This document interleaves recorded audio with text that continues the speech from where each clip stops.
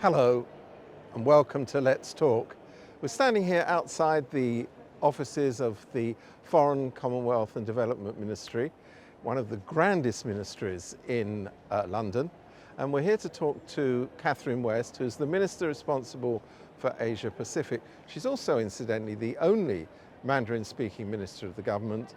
And this is her first interview with Hong Kong media. So let's hear what she's got to say.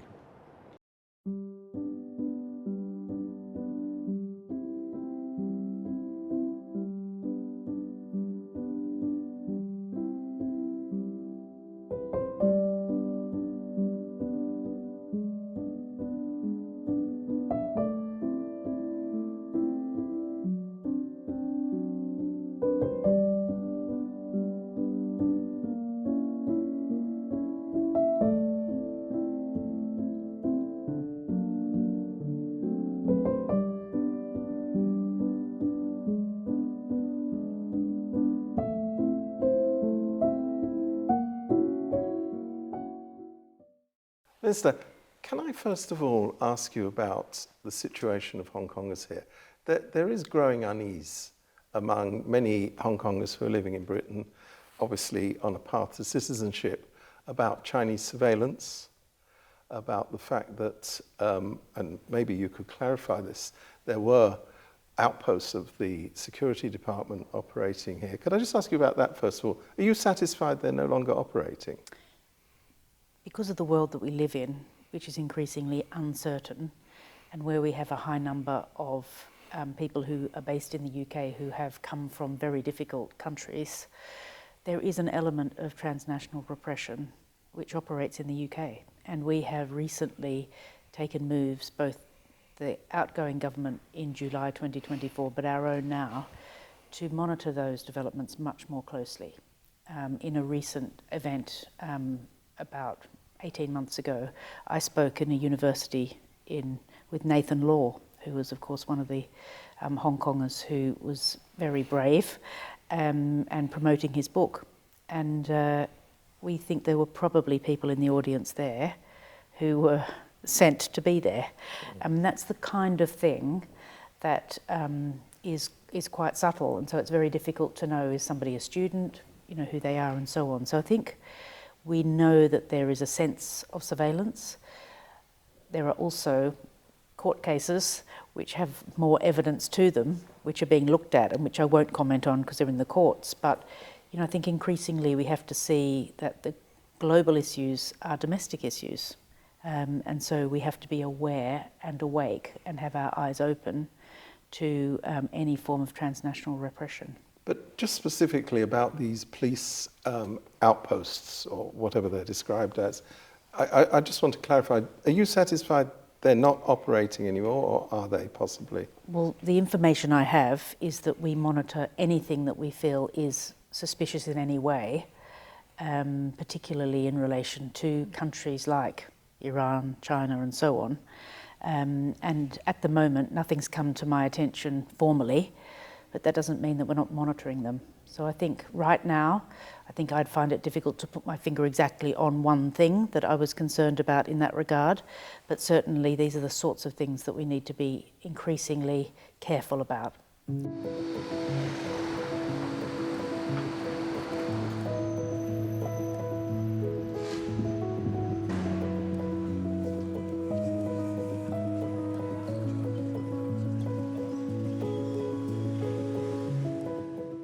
And you mentioned that there is a court case ongoing, but it does raise the more general question, which is being raised, I think, rather more vociferously in the United States, of whether a Hong Kong Trade and Economic Office should still be allowed to operate here, bearing in mind the loss of autonomy in Hong Kong and the fact that there may well be evidence that they have been engaged in illegal activity. We're very closely monitoring the court case. We're doing a number of other activities which I can't speak to now, but I think it is very important that we continue to look at the work of the ETO. At the moment, we haven't obviously changed our position on that as a government, but we will continue to monitor it. And if we were going to take actions, it wouldn't be necessarily in a press interview where we would talk about that, because in general, those sorts of government levers that we could pull are best done sort of in a surprise way. So right now, that's not the case, but we do keep everything under review.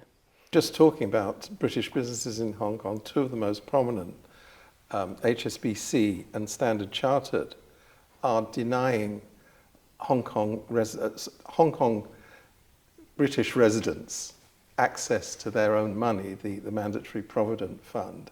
And they say they're just complying with the law, so they have no choice. But it seems that there's only pressure on those banks from the one side.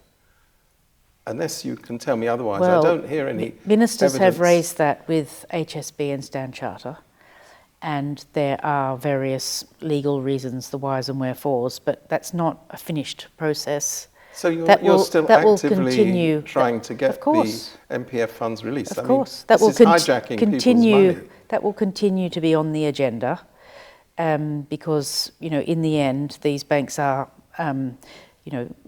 they do have to be guided by the jurisdiction in which they're based. But equally, there's nothing stopping them being, stepping out from their usual procedures, given that things in Hong Kong have changed so much.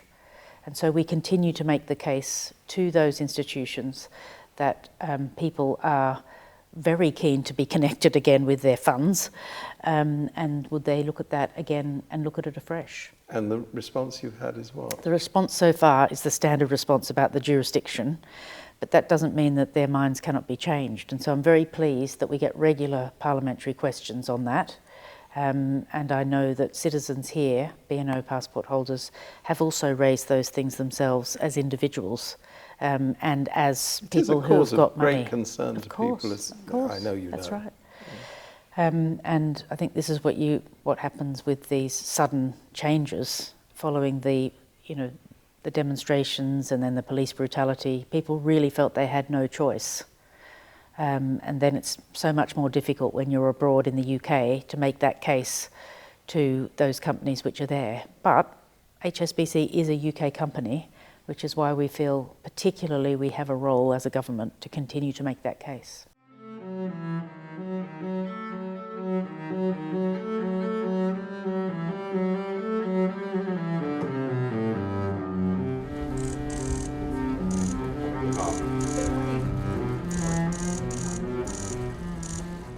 Well, the Prime Minister has said, and I think you've also said it Yes. as well, that you're currently guided by these three principles of cooperate, compete and challenge. To an outsider, it looks as it's mainly about cooperate, not the other two C's. Well, you obviously were not a party to the meeting that I had in Hong Kong when I confronted the lead in the meeting, who was a Beijing appointed person who is based in Hong Kong, because obviously there's the Hong Kong government, Paul Chan, Eric Chan, but then there's actually the Chinese government office as well. The Foreign Office, yes. The Foreign Affairs Office. I was very robust in that meeting, because I think engagement is about eyeball to eyeball, and it is about having a very frank exchange. We have to be very certain about who we are. And we value liberty, we value democracy, we value doing business in a clean way. And these things are really dear to us. And as a parliamentarian, I would not be keeping faith with other parliamentarians if I failed to raise, for example, the case of Jimmy Lai, or the young democracy activists, the former Legislative Council members who, of course, were prevented from standing in the recent elections. So these things were raised, and I would call it a frank exchange of views. And I feel that I discharged my duty as a minister, and I did not feel that I was backward in coming forward on what our values are here in the UK. And as far as outcomes are concerned, did you, for example, make any headway on gaining consular access to British citizen Jimmy Lai? we raised Jimmy Lai, as has the Foreign Secretary and the Prime Minister when he met Xi Jinping in the margins of the G20 meeting. And we continue to work closely because, of course, his son is now based in London and the constituency MP raises it regularly with me. And, of course, I met him in October and on the public record in that meeting. And we continue to make the case that we've got his back. But as a British citizen. Britain is still denied consular access. Well, we went to the trials, we meaning the consul, officials at the consul, and we are keeping as close an eye as possible, and we are aware of others who go regularly in to see Jimmy Lai, and we were very pleased to see that the actual appearance in court was very it was a relief to see how well he looked. And of course, representations have been made through civil society as well. When I was in Hong Kong, I was able to meet with representatives from the Catholic Church, from human rights groups and journalists. And I was reiterating my calls for this particular case, and there's other cases of course, but Jimmy Lai is a British citizen, just to make sure that people are fully aware that we have his back. I mean, you just talking about your visit to Hong Kong, which is last month, it's quite notable. I mean, you weren't able to have an open press conference. You didn't meet the chief executive. I know he wasn't there, but that's all to do with scheduling. I understand that a lot of people who are associated with the democracy movement who aren't in jail were very worried about meeting you because they were frightened that they would be accused of collusion with foreign forces. So, I mean, would you say that that was a successful visit? I think it's always important to go to a place and to see what it's like and not to have a sense that somebody's put something on for you as the minister. And obviously I was able to speak to journalists in the Foreign Correspondents Club. I was able to meet... That was a closed door event, yes, I believe. It was a breakfast event. And then I met with members of civil society, but you're right to say that these were private meetings. And I think this is what we mean when we say that Hong Kong is no longer complying with the Joint Declaration provisions. But equally, I met other business people who felt that within their world, their business world, things were fairly standard, going well from their point of view. And so I was able to get a picture of, the dilemmas that we have in doing business, or not we, but business people have in Hong Kong, because it has changed irrevocably from when I first visited in 1974 as a girl, got my first ever transistor radio, and it did feel very different. That non-compliance with the Joint Declaration is very sad. And I think that's why we have, the 200,000 BNO passport holders here in the UK, and it's our gain and Hong Kong's loss, because, those freedoms and that sense of the erosion of freedom is real.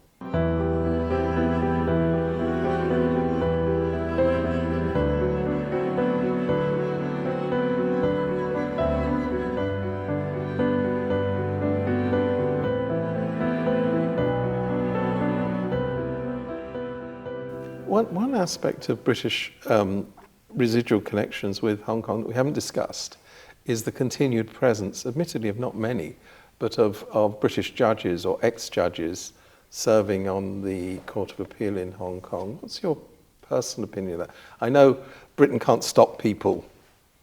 It's a free country. You can't stop people doing this. But what's your personal opinion of that? Well, I am aware that there are a couple of retired judges still active on the circuit. And I did meet with Lord Sumption recently to ask his opinion. He, of course, has hardened his position now and believes that, there are milestones towards totalitarianism, which was his words. But some of the other judges are still active. And I think really, we provide the sort of framework as a government, but it is down to individuals to decide exactly what they do in their retirement from their judicial careers. But you could express an opinion on whether it's appropriate for them to do that. And, you know, obviously when it was a Westminster Hall debate, the Labour Party did express a view and express our concerns. But, you know, we always have to be careful that members of Parliament who are elected, we're in a different column from the judiciary, and we want to be careful not to be seen to be telling the judiciary what to do.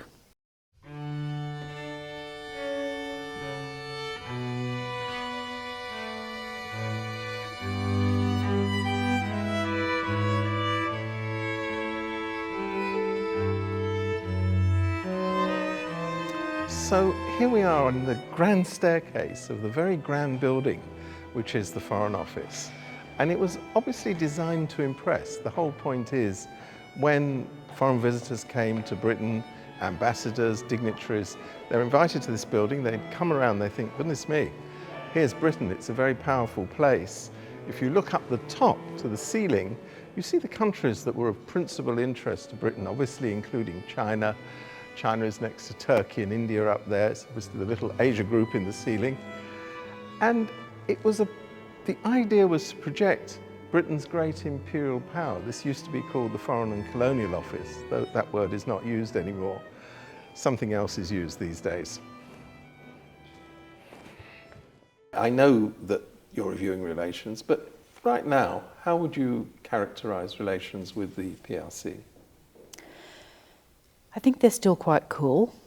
I think there's a lot of uncertainty geopolitically. But I think a lot of major democracies feel that the shifting tectonic plates geopolitically. I mean, I was very surprised to wake up this morning to hear that Xi Jinping has been invited to the inauguration of Donald Trump. So I feel that we have to be ourselves with our values. We have to be very strong on security, and national security is paramount.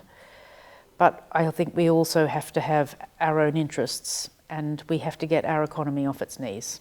And that's really a very strong Labour priority because of our regions and our towns. They're suffering, and we need to uplift them if we can. You've referred to the reset, which is underway, of relations. Well, that word I think we would probably use You're not differently. using it? Well, I just feel after 14 years of a different party being in government, you know, we retain the right as a new government after 14 years to look afresh at what's happening.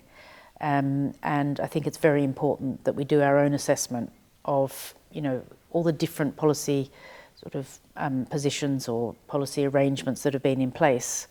And that we take our own view, because of course the three pillars of good foreign policy, which is security, which we're very keen to look at, the security of not just the transnational repression, but our own citizens' security in relation to cybercrime and so on. The values piece, which we've talked about with Jimmy Lai and other cases. But also looking at that trade and economic point, because I haven't met yet a Hong Konger who will say that they feel that the economy in Hong Kong, you know, isn't important to them as well. I think most Hong Kongers do feel that they want the economy in Hong Kong, and for UK businesses where it's safe to be in business, to have that vibrant relationship. So the question is, how do we make that happen? How is that possible to continue? And, you know, if I look at, you know, our friends across the Atlantic, you know, even in times of very strong megaphone diplomacy across the Pacific, you see that the trade flows between the US and China have been quite healthy, really. And so how do we maintain that importance of economic relationship, but also have our own values and do things in a safe way? I mean, it's interesting you refer to this, because the Americans, again, as you know, are much more vigorous in pursuing these matters, imposing sanctions on individuals. It looks as though Congress will pass legislation to close down the Hong Kong Economic and Trade Office. It looks as though they are also going to take other measures based on security considerations of restricting Chinese access to the country. I mean, it seems, you know, you've got one large country doing that, and then Britain not doing any of that. Well, I think I would contest that we're not doing anything. I think that we have had a lot of concerns, and I think our style is more an eyeball-to-eyeball engagement to say what we really think. And also, I haven't lost hope that by making personal representations face-to-face with Chinese leaders, that Jimmy Lai couldn't be freed, for example, or that we couldn't see improvements, because I think that's where I do believe in the role of diplomacy. I do believe that as well as various measures, and we of course have taken a lot of measures in relation to the war in Ukraine vis-a-vis Beijing, for example, dual-use items, the shadow fleet on the oil, and a number of other developments. Another aspect of that is the enormous volume of trade that is passing through, right. Russian trade, which is passing through Hong Kong. Exactly, and that's why we took the specific measure and had our best legal minds here in the Foreign Office to design a specific sanction about the shadow fleet, which is basically unflagged vessels which carry oil which can then be sold on. And we've had a lot of success with that particular manoeuvre, where other ASEAN countries, Australia, New Zealand and others, have been very impressed, Singapore and others, been very impressed by our deft use of those sorts of approaches, because obviously, you know, there are very strong links between the outlook on the Indo-Pacific and the outlook on the Euro-Atlantic. Well, Minister, thank you very much for your time. Thanks. Thank you.